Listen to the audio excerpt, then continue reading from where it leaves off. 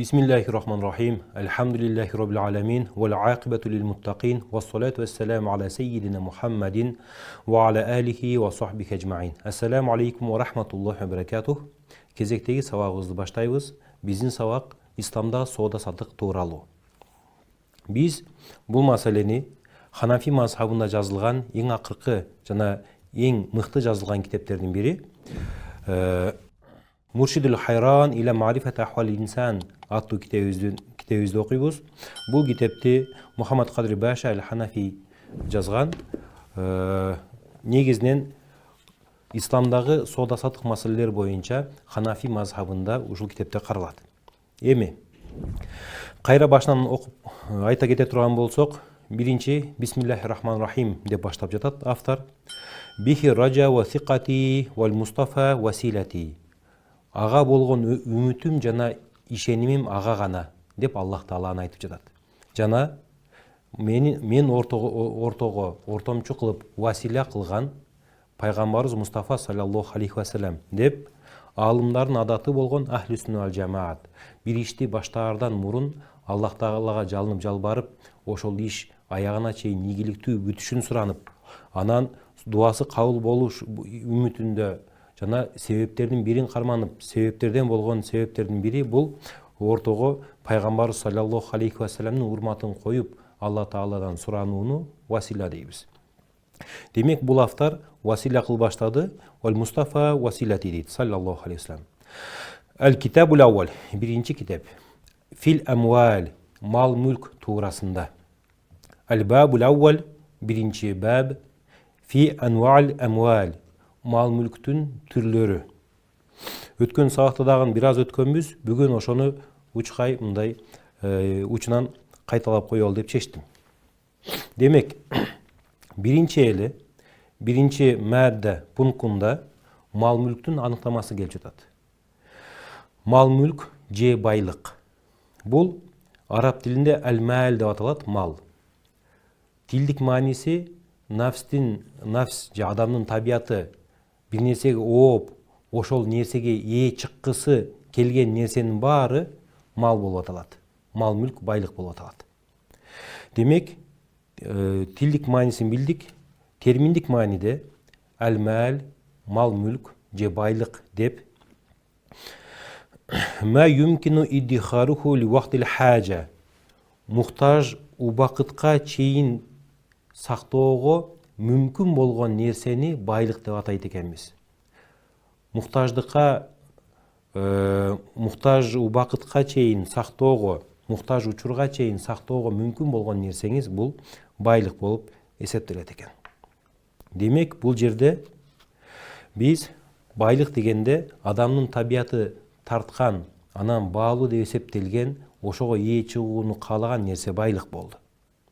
Бирок бул жерде байлыктын эки негизги маселеси бар. Биринчиси, адам ошону байлык катары көрүш керек болот. Демек, добитул малия эң биринчиси. Тамавулун нас ва базлихим. Адамдар аны сарптап, колдонуп, байлык катары, мал көтөрүү катары көргөн нерсе байлык болот экен.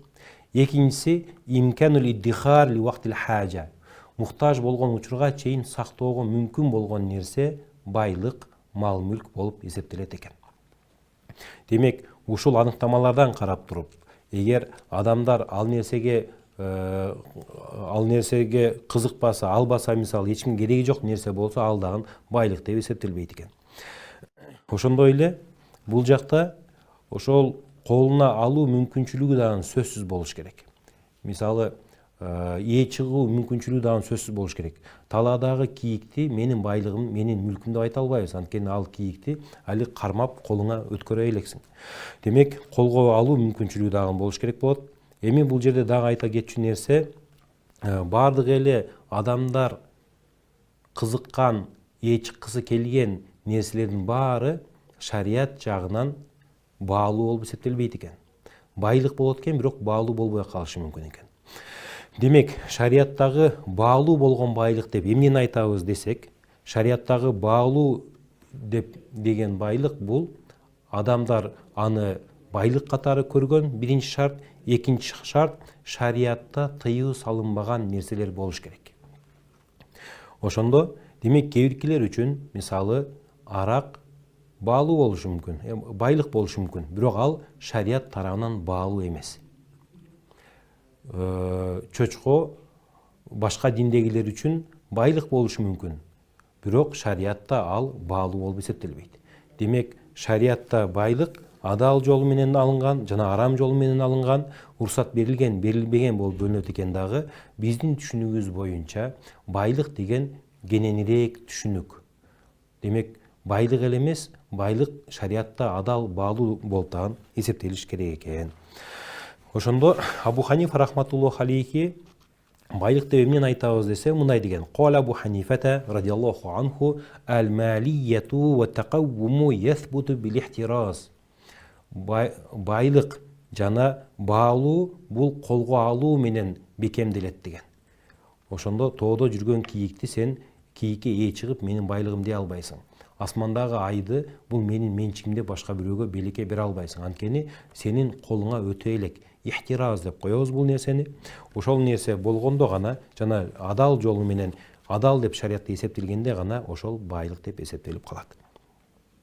Ушул маселеде демек эки нерсе болот дедик байлыкта. Биринчиси адамдар алууга кызыккан, сактоого кызыккан нерсе болуш керек. Экинчиси муктаж болгон учурга чейин сактоо мүмкүн болгон нерсе байлык болуп эсептелди. Анан өзүнөн өзү жоголуп кетпестен сактоого мүмкүн болгон нерселер байлык болот. Демек, мисалы пайдалар, бир нерсенин пайдасын көрсөңүз, аны колдонсоңуз, колдонуу бул байлыкка кирбейт экен, бирок мүлккө кирет. Буну да иншалла айтабыз. Ошондуктан мисалы өзүнө өзү бар болуп тура албаган, бар болууда башка бир нерсеге муктаж болгон, мисалы криптовалюталар, алардын бар болуусу атайын амандыгы башка бир серверлер менен сакталып турат, анын үчүн электр энергиясы корулот. Ушундай сыяктуу нерселер шариятта баалуу байлык деп эсептелбей калат. Анткени байлык деген эмне болду аныктамасы? Байлык деген муктаж болгон учурга чейин сактоого мүмкүн болгон нерсе байлык болду. Эми демек байлык башка нерсе, мүлк, ээ чыгуу башка нерсе экен. Ошондо биздин жанагы бир нерсенин пайда көрсөк, мисалы үйдү, батирди ижарага алсаңыз, ал жерде жашасаңыз, батирдин ээси болбойсуз, бирок ошонун пайдасын сиз көрүп жатасыз. Демек пайда өзү мүлккө өтүшү мүмкүн экен, пайдага ээ чыгышы мүмкүн. Манафи деп коет бунун арабчасы.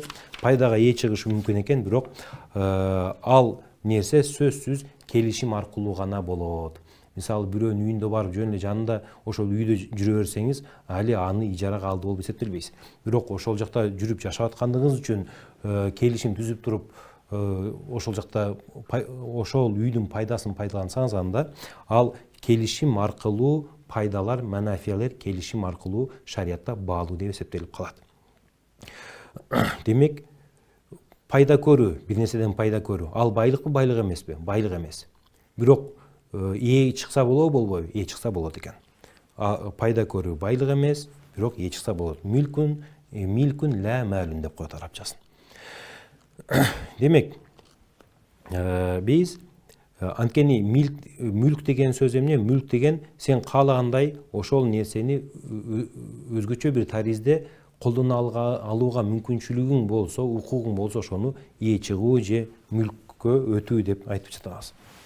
Биз сиздер менен байлыктын аныктамасын өтүп атабыз. Байлык деген ма юмкину идхаруху ли вақтил хажа. Муктаж болгон мөөнөткө чейин сактоого мүмкүн болгон нерсе байлык, мал мүлк деп атадык.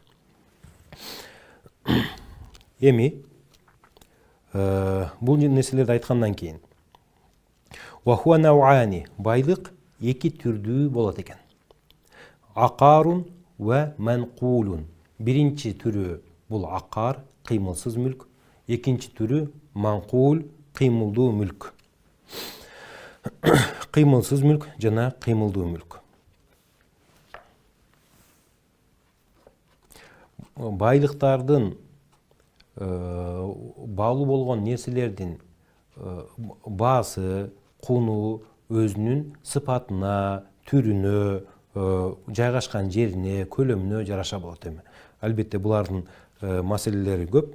Бул жерде биз эгер аккарды айта турган болсок, кыймылсыз мүлктү айта турган болсок, мадатун асания экинчи пунктта мындай дейт: Ал-аккару куллу ма лаху аслун сабитун. Аккар деп, кыймылсыз мүлк деп, бул негизи бекем бар болгон нерсени кыймылсыз деп айтат экенбиз, байлык. Ла юмкин нақлуху ва тахвилуху.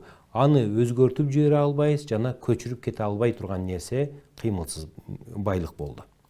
Өзгөртүп да жибере албайсыз, көчүрүп да кете албайсыз, ушул нерселер кыймылсыз мүлк болду.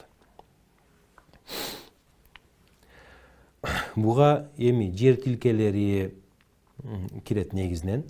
Эми ал-манкул кыймылдуу байлык. Ал эмне? Ютлaqu ala kulli malin yumkinu naqluhu wa tahwiluhu. Жылдыруу жана өзгөртүү, алмаштырып жиберүү мүмкүн болгон бардык байлык бул кыймылдуу байлык дейбиз. Кыймылсыз ан кыймылдуу болду. Фаяшмалул уруда. Демек бул соодадагы товарларды камтып алат. Товарлар бул кыймылдуу байлык. Вал хайванат, анан мал жаныктарын камтыйт.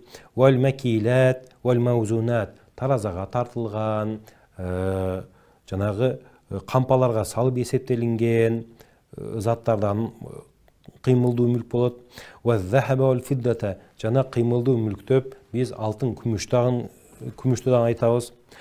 Ва яшмалул бинаа. Эми бул маселелер баарыбызга маалым, бул нерседе талаш жок. Булардын баары кыймылдап жаткан үчүн, бир жерден экинчи жерге көчүргөнүңүз үчүн кыймылдуу мүлк болуп, байлык болуп эсептелди. Бирок ушул кыймылдуу мүлккө ва яшмалу дагы камтыйт кыймылдуу мүлк. Ал-бинаа имаратты дейт. Бир жердин имараты болсо. Вал гираса ал-каимайни фи ардин мамлукатин ау мауқуфатин. Имарат жана тигилген бак дарактардагы кыймылдуу мүлккө кирип калат экен. Ханафи фигы боюнча. Бул кыймылдуу мүлктөр имарат же тигилген бак дарак менчик жерде болобу, мауқуф Алла Таала үчүн вакыф кылынган жерде болобу, айырмасы жок. Булар кыймылдуу мүлккө кирип калат. Дагы бир маселе бар, мисалы, бирок тавабиул маби' ал-муттасила al-mustaqirra tadkhulu fil bay'i tab'an biduni zikrin деп коет. Эгер бир жер тилкесин сатсаңыз сиз, бул кыймылсыз мүлк болот, ошол байлыгыңызды сатсаңыз, ошол жер тилкесиндеги турган имарат, тигилген бактарактар баары ошол жердин баасынын ичине кирип өтүп кете берет, соода жүрүп кете берет. Эгер исключение кылып койбосо, анда мисалы 4 соток жеримди саттым десе, ошонун үстүндөгү үйдү дагы баалап саткан болуп эсептелет. Бирок эмнеге биз имаратты, үйдү кыймылдуу мүлккө киргизип жатабыз десек, анткени шариатта негизи имарат бул лаху хаккул бака аля лианал бина лейса лаху хаккул бака аля давам дейт. Анткени шариатта имарат дайыма болуу акысы жок. Башкача айтканда, имаратты бузсаңыз болот, оңдосоңуз болот, чоң курсаңыз болот, кичинекей кылып алып салсаңыз болот же бузуп салсаңыз, булардын баары ал шариатта бул үй дайыма ушул бойдон калыш керек деген өкүм берилбейт. Соода жүргөндө жерге жүрөт, ал эми үстүндөгү үй демек ошол жерге тиешелүү болгон үчүн соодага кирип кетет экен. Би хилафи хакы таали. Анан дагы башка бир маселе бар. Бул маселеде мисалы шариатта жер тилкесине кандай ээ чыксаңыз, ошол тилкенин үстүндө болуу дагы акысы бар да шариатта.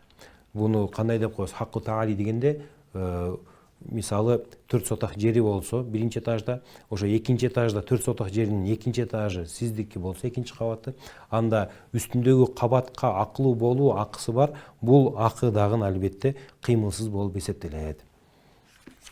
Буга дагы мисал айтабыз иншалла.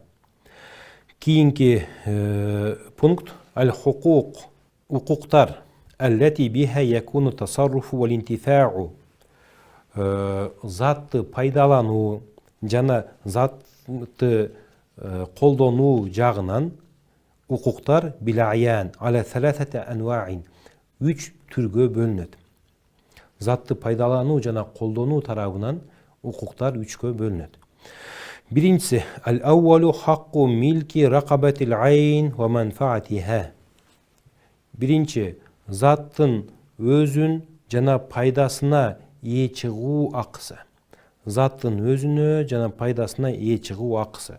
Бул мүлктү албетте биз милку тәм деп коебуз, толук мүлк деп коебуз. Бул жерде эч кимдин жанагы уруксатына же эч кимдин көз карашына карабастан туруп, эгер сиз бир затка толук ээ чыксаңыз, анын заттын өзү, анын пайдасы дагы сиздики болсо, анда каалаган нерсени кыласыз. Аны мисалы сатсаңыз болот, колдонсоңуз болот, бирөөгө берсеңиз болот, акы менен берсеңиз болот, бекер берсеңиз болот, убактылуу жөн эле коюп турсаңыз болот, мисалы күрөө катары. Булардын баарын биз ал-милку тәм деп коебуз, толук ээ чыгуу. Биринчи укук демек затка, заттын өзүнө жана анын пайдасына толук ээ чыгуу түрү экен. Укуктардын биринчи укугу. Вассани, экинчиси хакку милкил интифаи бил айни дунар ракаба. Экинчиси затты пайдалануу укугу, бирок затка ээ чыгуу укугу эмес.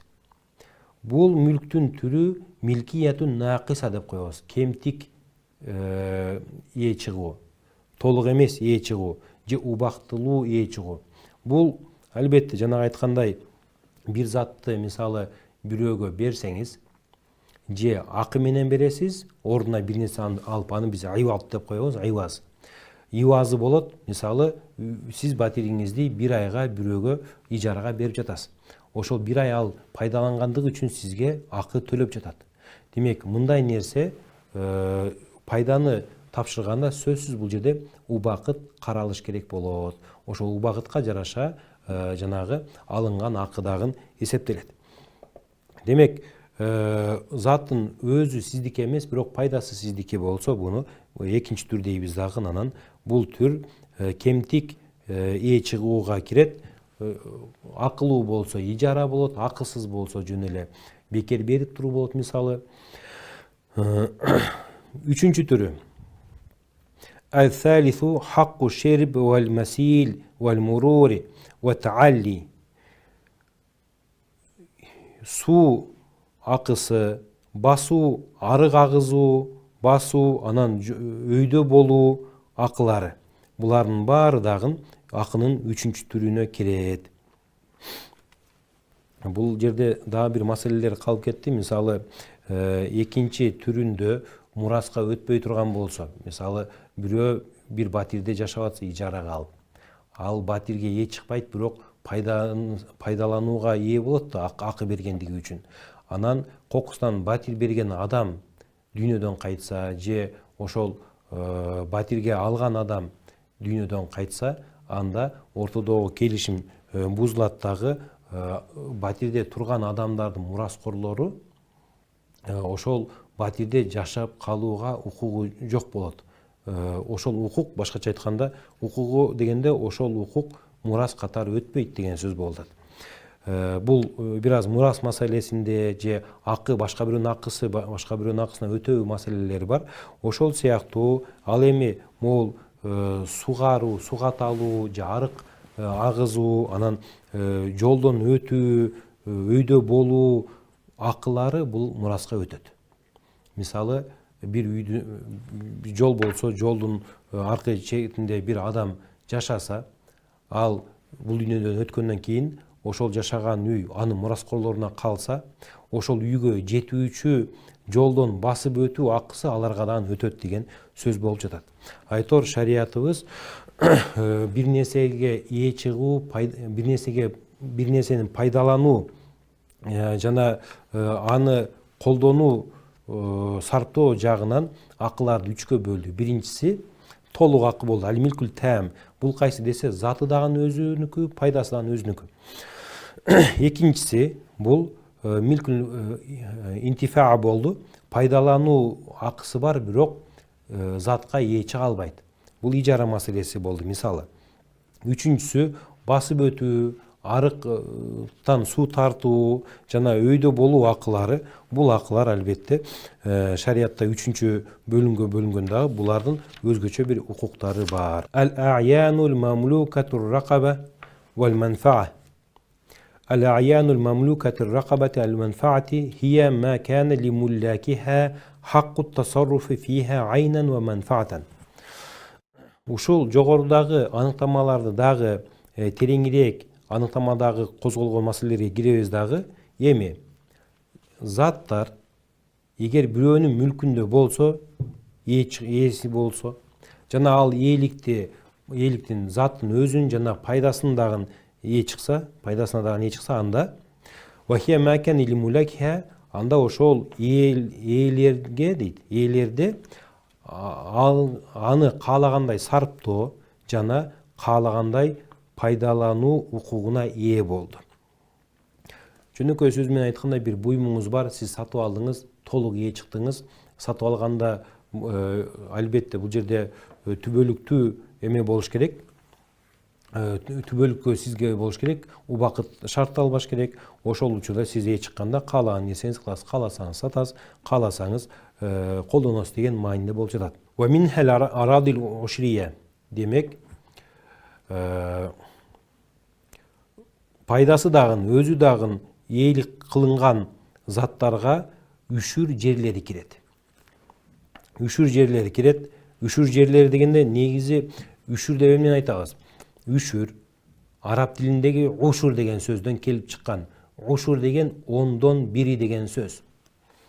Ошондо мусулман баласы жерден кандайдыр бир киреше алса, ошол кирешесинин 1/10-ин зекетке берүү, жакырларга, муктаждарга берүү дин жагынан милдет болуп эсептелет, парз болот. Ошондой жерлерди биз үшүр жерлер дейбиз. Эми үшүр жерлерин негизи 5 категориясы бар. Ислам фыгында эң биринчиси албетте бул башынан мусулман болгон арабтардын жери, биринчи арабтардын жери болду. Экинчиси өз ыктыяры менен исламды кабыл алган элдердин жерлери үшүр болуп эсептелет.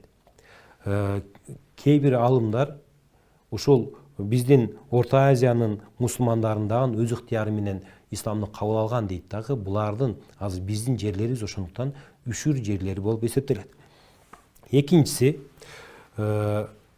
олжоочулардын арасында таратылган жерлер. Мисалы мусулмандар душмандарын жеңгенде, душмандардын жерлерине ээ чыгышканда, алардын жерлерин мусулман ошол согушка катышкан мусулмандарга олжо катары бөлүп берген жерлер дагы үшүр жерлери болуп эсептелет. Ошол жерлерден үшүр чыгарылат. Бул үчүнчүсү болду. Төртүнчүсү, эгер мусулмандын үйү болсо, кийин ошол үйүн ал бакча кылып жиберсе, бүт эле бак кылып, огород кылып жиберди, ал жеринен дагы үшүр берилет экен. Бул төртүнчүсү болду. Бешинчиси аль-ардул мейта, өлгөн жер деп коет. Эми бул жерде кыргызчага которгондо орой болуп калат экен.